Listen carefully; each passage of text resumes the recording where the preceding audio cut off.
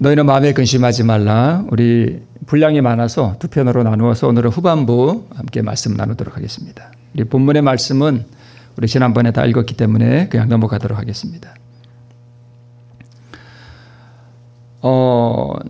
이제 유다는 그동안 회개할 기회가 많이 있었는데 계속 그 기회를 거절했어요. 사실 유다는 한 번도 회심한 경험이 없었거든요.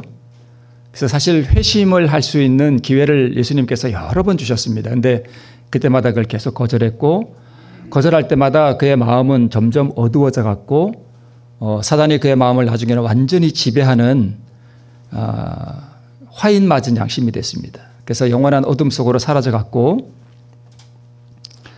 그리고 이제 마지막 그 만찬장에서 예수님께서는 마지막 평화의 유산을 남기는 말씀을 하셨다, 이렇게 기록하고 있었는데,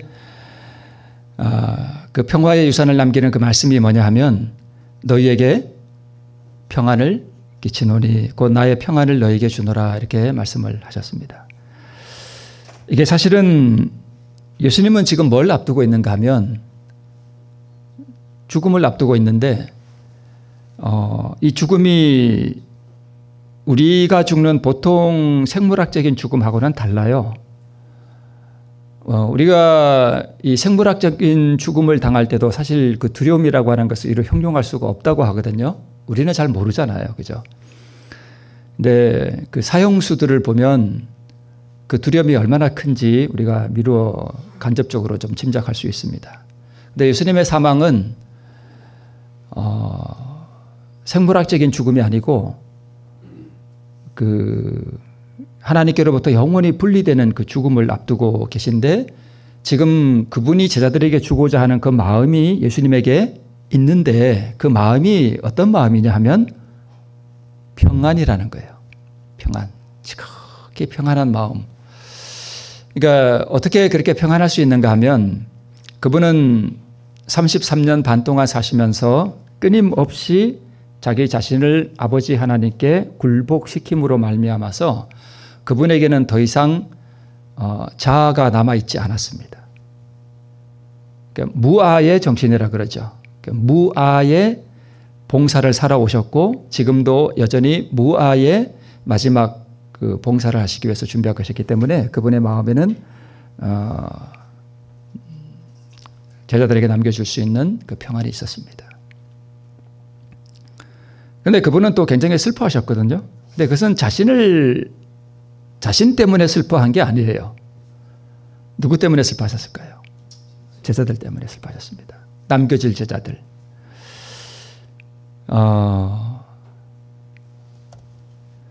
그래서 지금 마지막 성만찬을 하고 계시는 이 장면 가운데서 예수님께서는 자신을 위해서 슬퍼하신 것이 아니라 제자들을 염려하고 또 슬퍼하는 그런 모습을 보였습니다.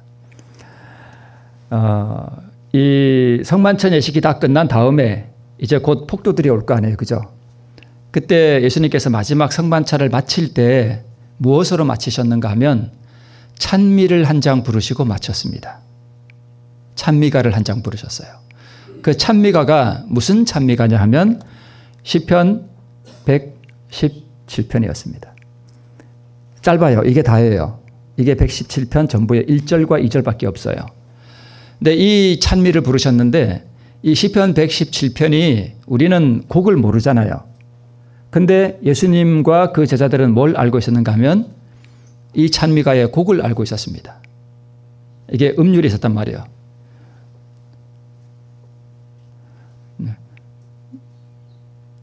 우리 둘째 찬미가 하늘 가는 밝은 길이잖아요. 하늘 가는 밝은 길이 이렇게 하듯이 너희 모든 나라들아 이런 식으로 이게 곡이 있었단 말이에요. 근데 지금 이 곡이 무엇인지 우리는 전혀 몰라요.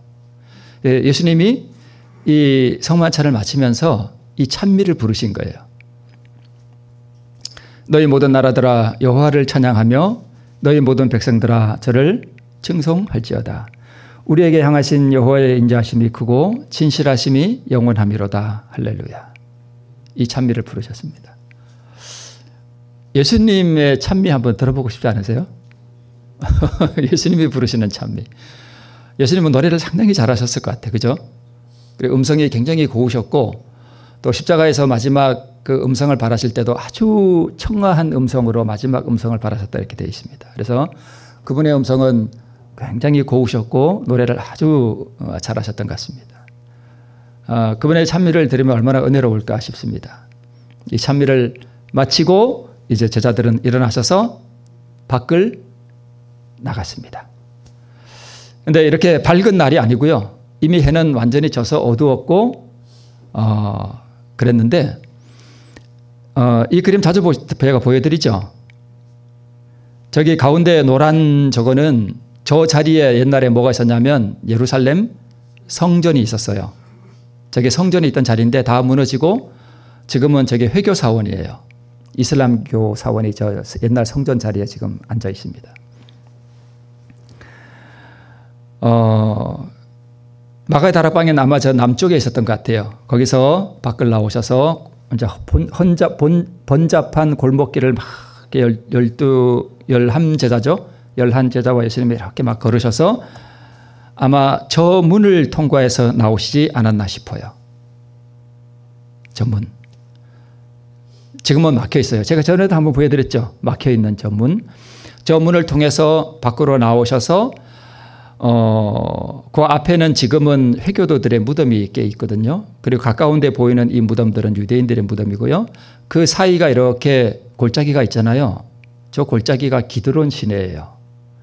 저기서 나오셔서 기드론 시내를 내려가셔서 다시 이렇게 올라와서 지금 이 무덤 있는 쪽으로 올라오면 여기가 무슨 산이냐면 감람산이에요. 그래서 제자들과 함께 이쪽으로 이렇게 걸어 이제 나오시는데 그 6월절 날은 아주 보름달이 휘영청하게 밝은 날이었습니다. 달이 아주 밝은 날이었어요. 제자들과 함께 예수님이 그 달빛이 은은하게 비치는 그 거리를 지나서 성문을 빠져나와서 그 은은한 달빛을 받으면서 기드론 시내를 내려가서 다시 감람산으로 이렇게 올라가는 그림이 이렇게 그려지죠. 네. 네. 이렇게 달이 뜬 밤이었습니다. 그런데 시대서막을 보면 제자들이 말없이 걸었다 그랬습니다. 각자 생각에 잠겨가지고 말없이 이렇게 달빛 아래 걸어가고 있는데 갑자기 이런 음성이 들렸습니다. 오늘 밤에 너희가 다 나를 버리리라. 기록된 바 내가 목자를 치리니 양의 떼가 흩어지리라. 이 말씀을 언제 하셨냐면 성마찬이 다 끝나고 그 휘영청 밝은 달빛에 성문을 빠져나와서 기드론 시내를 건너서 어디론가 이렇게 걸어갈 때에 예수님께서 하신 말씀이에요. 이 제자들이 이 말씀을 다 뭐 했을까요? 귀로 다 들었습니다. 그 적막한 밤길을 이렇게 걸어가면서 다 들었습니다. 사실 이 말씀을 딱 들었을 때 오늘 밤에 이 제자들이 다 예수님을 다 뭐 한다는 얘기예요? 다 버리고 도망간다는 얘기예요. 그때 이 제자들이 무슨 생각을 했다 그랬냐면 지금 저 사진은 무슨 사진이냐면 갈릴리 바닷가에 있는 가버나움이라고 하는 곳인데 옛날에 제가 한번 보여드렸던 거예요. 저기 팔각형의 건물 같은 게 하나 있죠.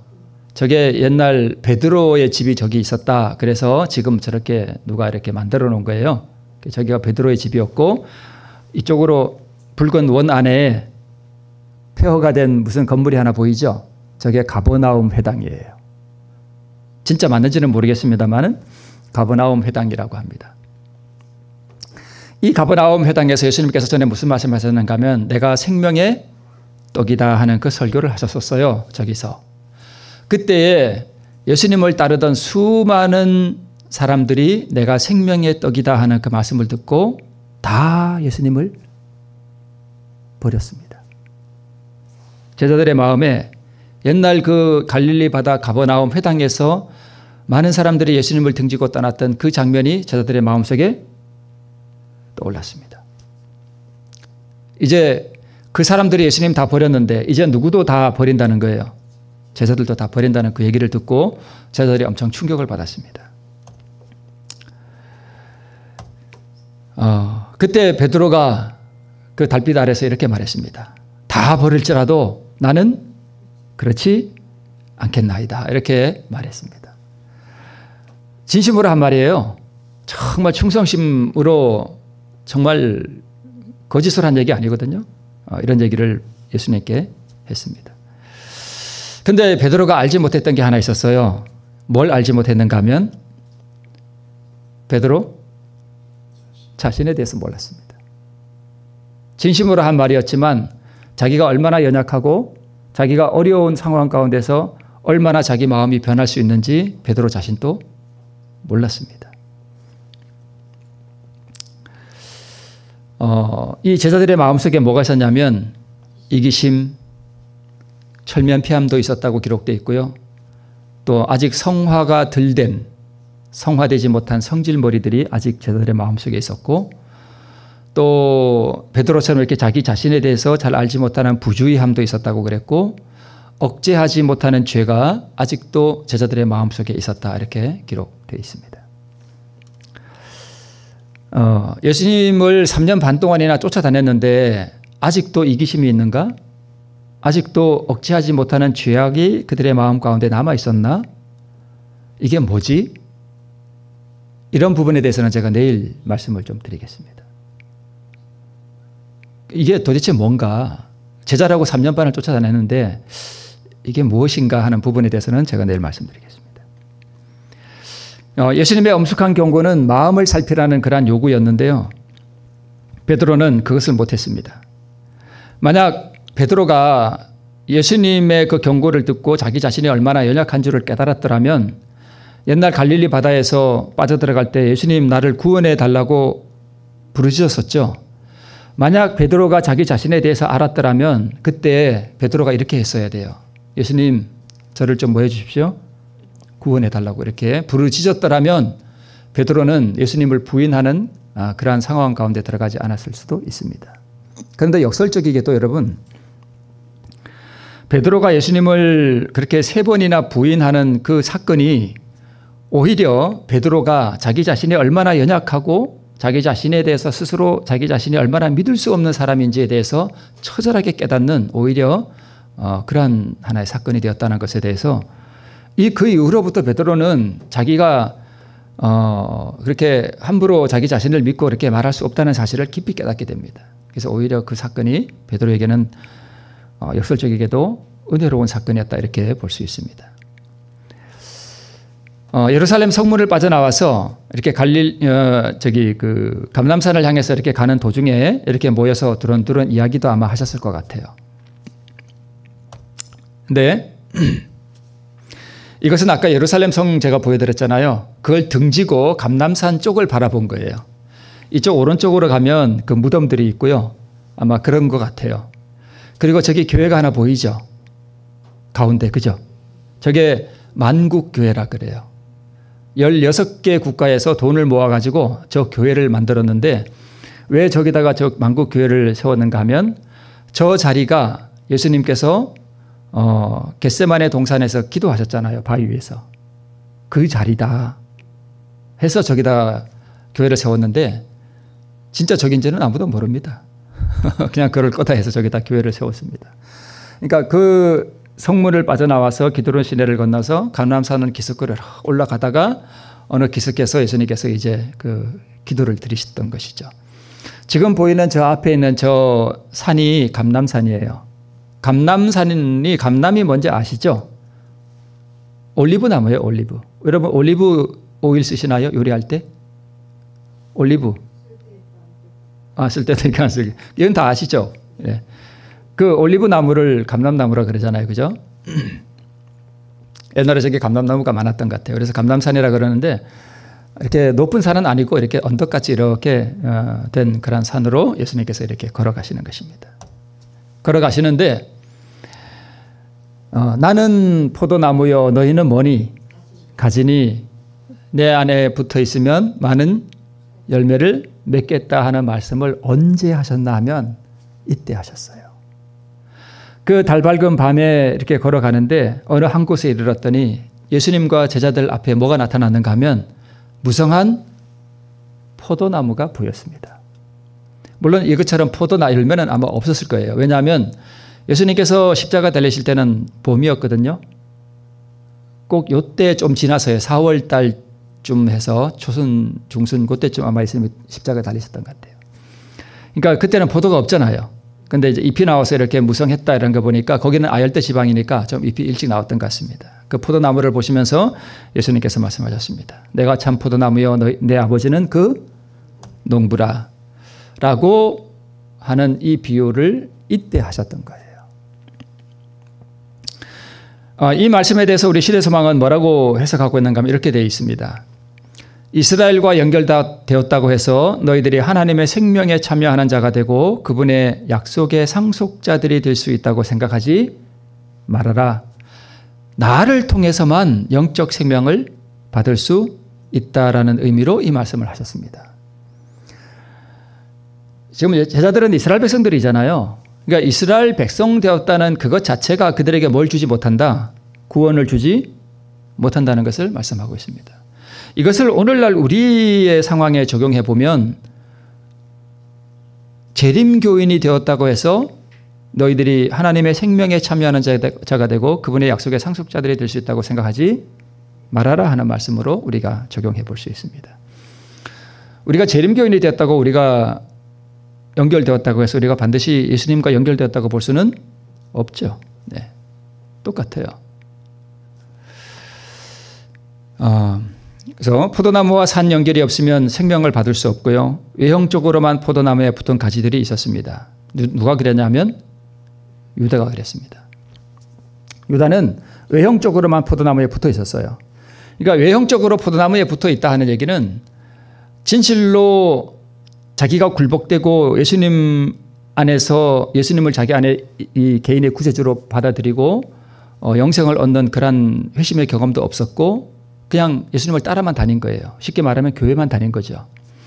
그러나 유다는 예수님에게 직접적으로 진짜로 한번 이렇게 연결되어 본 적이 한 번도 없었습니다. 그냥 붙어 있는 것처럼 보였지만 실질적으로 연결은 없었습니다. 그러면 포도나무에 붙어 있는가는 열매로 알 수 있는데 그러면 여러분 나는 포도나무요 내 아버지는 그 농부고 너희는 가지다 그랬을 때 우리가 만약에 가지라면 내가 포도나무에 어떻게 해야 붙을 수 있나요?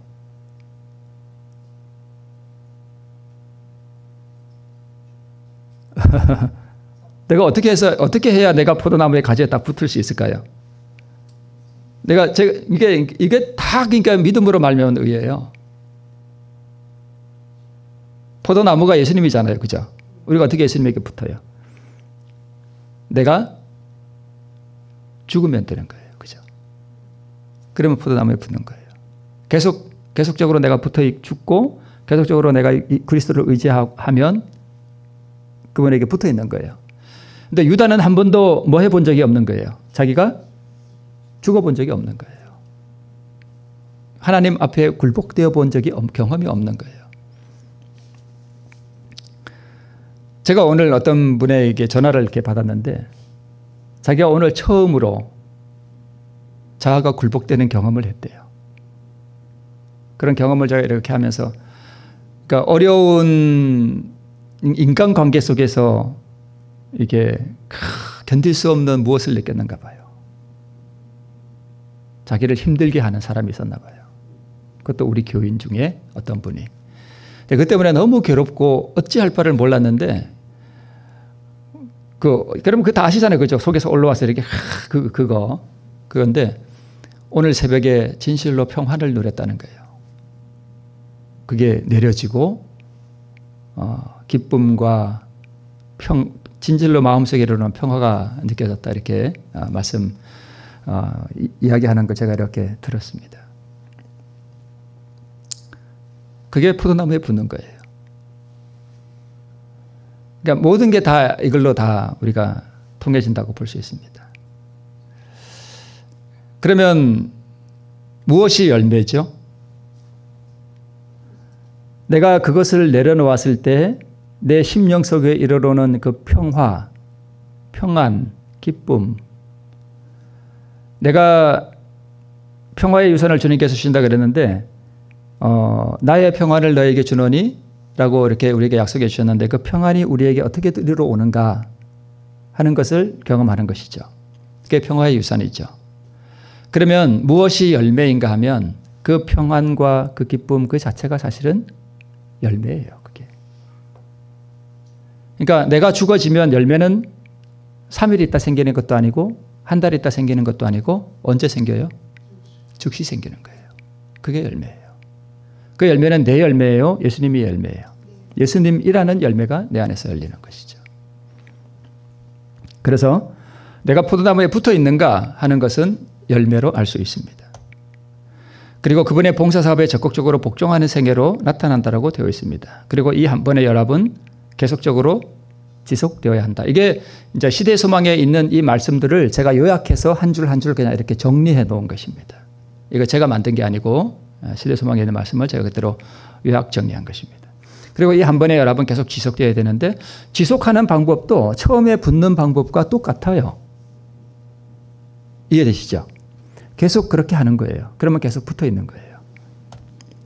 붙은 가지는 열매를 더 맺게 하기 위해서 전종하는 시련을 주님께서 우리에게 허락해 주신다라고 아까 누가 기도하실 때 그랬나요?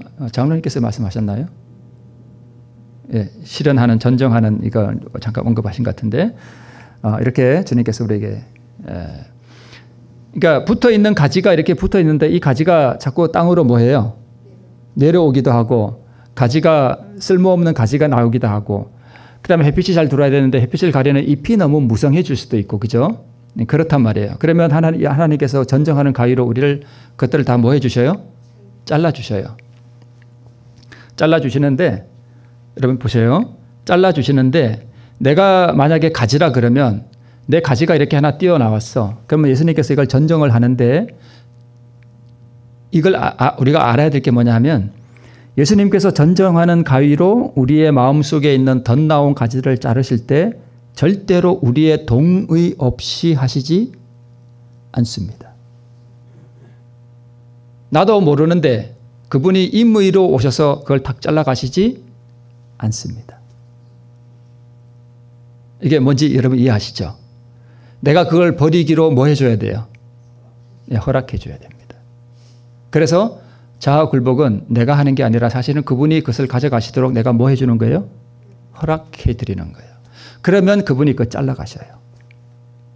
그것이 내가 계속적으로 포도나무에 붙어 있는 방법입니다. 그러면 우리가 이런 그 믿음으로 얻는 의라고 하는 이런 것을 잘 모르면 나는 포도나무여 너희는 가지니 내게 붙어 있어라 그러면 막연하잖아요. 솔직히 여러분 막연하지 않아요? 아니 어떻게 붙어? 여러분 어떻게 붙겠어요 거기? 그냥 믿으면 되나요? 그래서 이런 것들을 우리가 이해를 하면 포도나무에 붙는 것이 무엇인지 어떻게 지속적으로 붙어 있는지 이런 것들을 이해할 수 있습니다. 그래서 감람산 기수께서 마지막 회합에서 나타내신 그분의 가장 큰 소망이 무엇인가 하면 서로 사랑하라는 것이었습니다. 서로 사랑하라. 그것을 예수님의 그분의 그 가슴 속에 있는 그 사랑을 우리 제자들이 받을 때에 그 사랑이 나타나는 것이 바로 사랑하는 것이겠죠. 그래서 이 제자들은 사랑에 대한 새로운 개념을 가질 필요가 있었다 그랬는데 왜 사랑에 대한 새로운 개념을 가질 필요가 있었다라고 기록하고 있는가 하면 그리스도께서 그들을 사랑하신 것처럼 그들이 서로를 사랑하지 않았기 때문에 이 계명이 제자들에게는 뭐한 거였대요? 새로운 거였대요. 제자들에게 사랑이 전혀 없었을까요? 네, 있었어요. 근데 불완전한 사랑이었습니다. 예수님과 같은 무아의 사랑을 경험해 본 적은 없었습니다. 그분의 생애와 죽음을 통하여 그들이 사랑에 대한 새로운 개념을 받아들여야 된다는 사실을 예수님께서는 아셨다. 서로 사랑하라는 명령은 그리스도의 자아 희생의 빛 가운데서 한 새로운 의미를 가졌다. 그러니까 제자들이 진실로 서로를 사랑하게 되고 이 죄가 정말 그들의 삶 속에서 결정적으로 끝나버리는 그 사건이 무엇을 통해서였는가 하면 십자가를 통해서였습니다.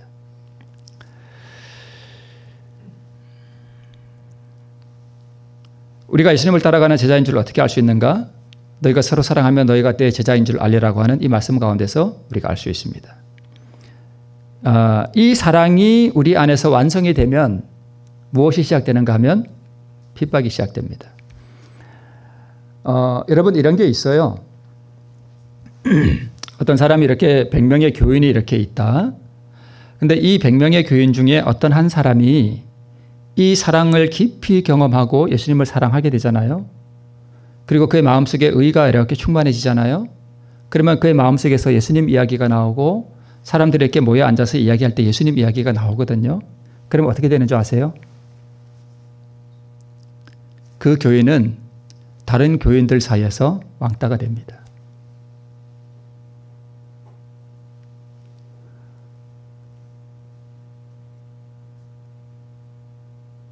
진짜예요.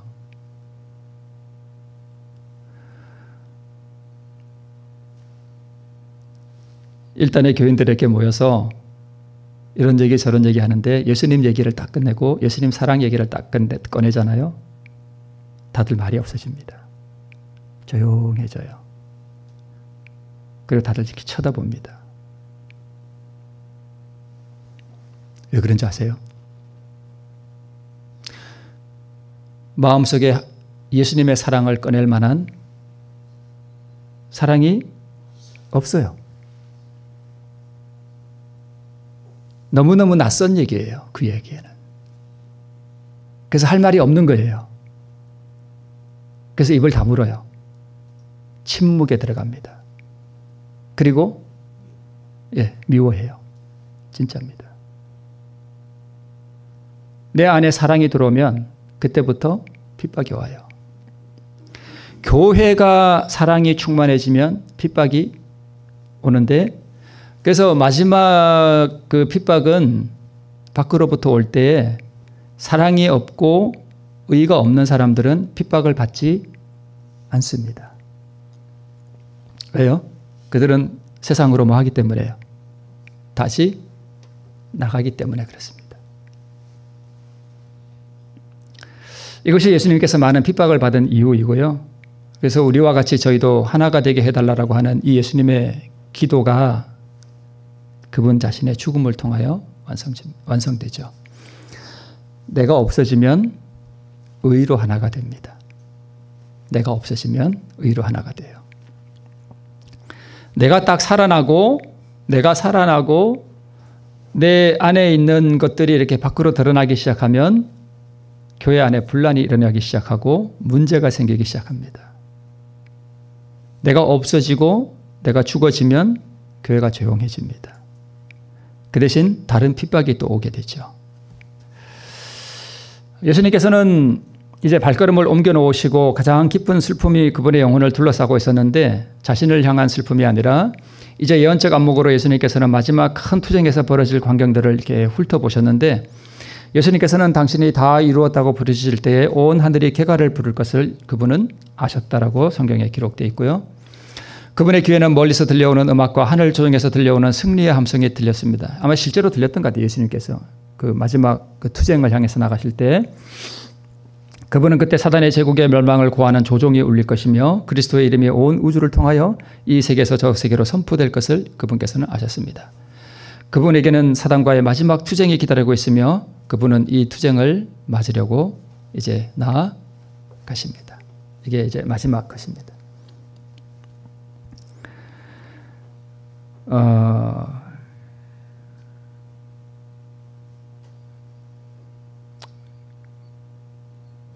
우리가 왜 예수님의 마지막 생애를 한 조목 한 조목씩 이렇게 묵상해 보는 것이 좋은가 하면 이 예수님의 마지막 생애 가운데서 그분이 우리를 향하여 가지셨던 그 무한한 자비와 사랑이 고스란히 드러나기 때문입니다.